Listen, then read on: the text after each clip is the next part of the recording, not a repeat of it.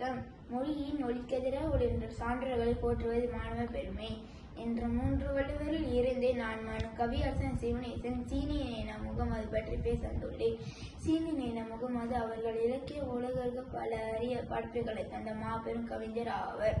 இவர் தனது பாடல்களில் இஸ்லாமிய தமிழ் பரிமாணத்தையும் சமூக நல்லிணக்கத்தையும் அழகாக இணைத்து பாடினார். இவரது கவிதைகள் மனிதநேயம், ஒழுக்கம், விரக்தி போன்ற உயர்வான சிந்தனைகளை தமிழருக்கு எடுத்துரைத்தன.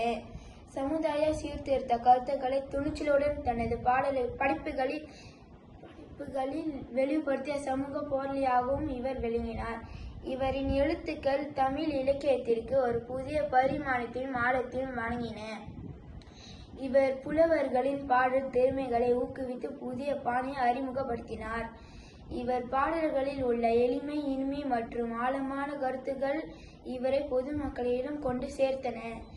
இவர் தமிழ் கவிதை மரபுக்கும் இஸ்லாமிய தமிழ் வளர்ச்சிக்கும் பெரும் பங்களிப்பை செய்துள்ளார். அவரது வாழ்க்கை தமிழின் சமய நல்லிணக்கத்தையும் இலக்கிய மென்மையும் பறைசாற்றியது.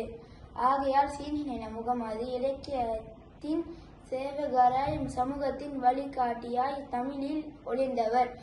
இவர் தமிழை தாங்கிய சான்றோர்கள், வாழ்வின் வழிகாட்டிகள், மொழியின் காவலர்கள். தமிழ் வளம் பெறவும் நெறி நிலைத்திருக்கவும் சான்றோர்களின் பாதையை பின்பற்றுவோம். வாழ்க தமிழ், வளர்க தமிழர். நன்றி.